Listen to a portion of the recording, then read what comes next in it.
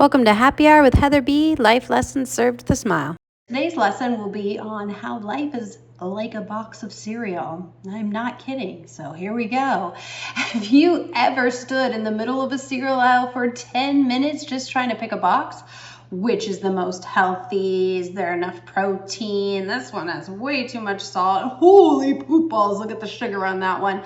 Which one was my kid's favorite again? And will my husband want his own? I should just get him one. Wait, is he gonna want a healthy snack or a sweet treat? And suddenly you realize you've been standing there wondering why buying cereal feels like a life decision.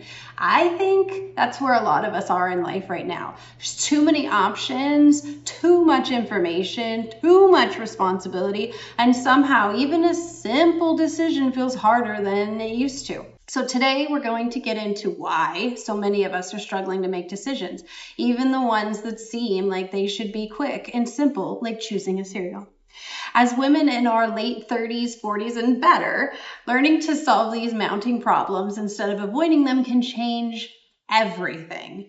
So make sure you stick with me until the end of this video to get all those little juicy nuggets of this lesson, and so you can hear my funny payoff on the cereal analogy that will be carried throughout. Funny, clever. Let's call it clever. Anyway, the real problem is that I don't think most women struggle because we can't make up our minds. I think we're struggling because we've stopped trusting in our own judgment.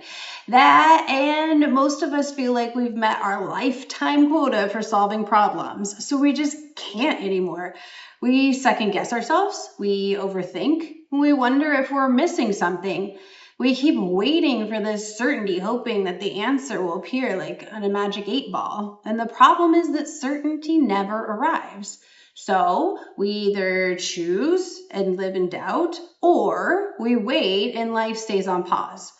Just depends on how big the decision is. For some of us, there's another layer to this conversation. I call them my parameta problems.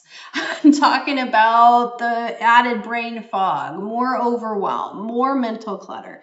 And add to that, your emotions are all over the place and your body is betraying you in so many new and exciting ways. So fun. So no wonder you're having a hard time trusting your decision-making skills. If this sounds like you, please hear me when I say this. You are not broken. You don't need fixing. You're navigating a season of life that asks a lot from us, that takes a lot from us. And facing our problems is just one way we can start to fight back. When you're already carrying the weight of work, family, relationships, responsibilities, and 1,000 tiny decisions every day, even simple choices can start to feel enormous. That doesn't mean something's wrong with you. It means you're human. So now if you've smiled, nodded along, or felt like I'm talking to you by this point, please give this video a quick like for support. And all of this brings us to overwhelm. This never-ending feeling like a total loss of control. All this uncertainty is where the overwhelm sneaks in. We convince ourselves that if we gather enough information, we'll finally feel confident.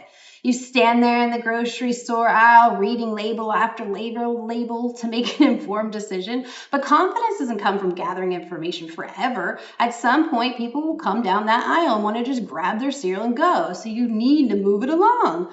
Confidence comes from taking action, and those actions prove to yourself that you can handle what comes next. And that next decision will come even easier than the first. So sometimes we're not actually trying to make decisions, though. Sometimes we're trying to avoid making mistakes. And those are two very different things. But don't worry. You take care of both of them by embracing these problem-solving skills. So here's something that I've learned. Problems rarely get smaller when we run from them. Most problems grow in our imagination. We replay them, we magnify them, we create dozens of future scenarios. Meanwhile, the actual problem sits there waiting to be addressed.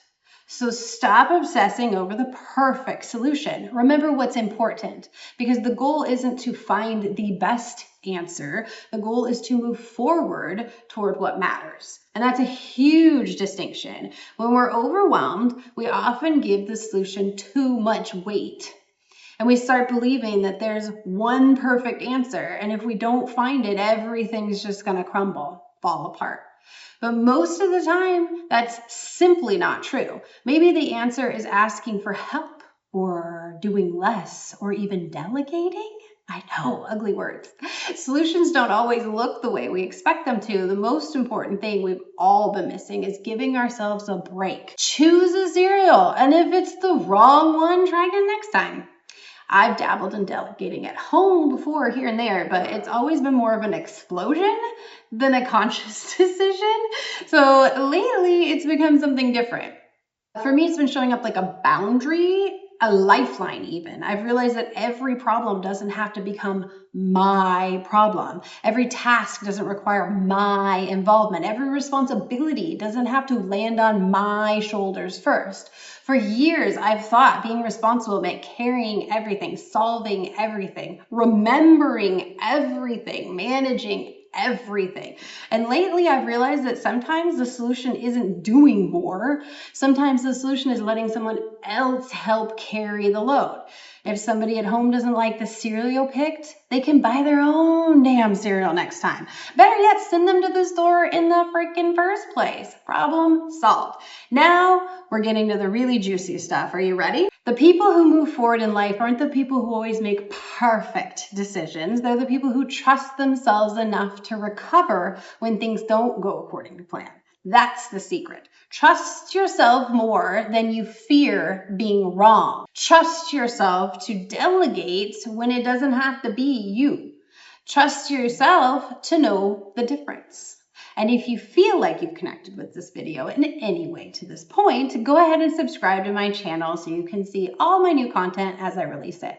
And save the playlist in the description down below for more of these happy lessons, or grab the link to sign up for weekly Happy Meal, or do both. But before I go, let me leave you with these final thoughts. And here comes the cereal payoff line I teased you with at the beginning. If you're stuck on a decision right now, maybe the question isn't, what if I make the wrong choice? Maybe the better questions are, what problem am I avoiding by not deciding? And does this problem actually need to be solved by me? Because every decision closes one door, but indecision keeps you standing in that cereal aisle. And you weren't meant to live there. You were meant to grab a box and get on with your life. So get on with it, my lovelies. Go forth, and until we meet again,